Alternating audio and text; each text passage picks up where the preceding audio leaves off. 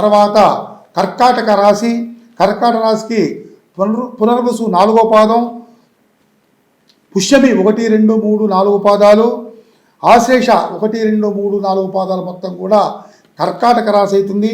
ఈ కర్కాటక రాశికి గురుడు ద్వాదశ జన్మల్లో ఉంటాడు, గురుడు మారుతూ ఉంటాడు కాబట్టి శని శుభంగా ఉంటాడు.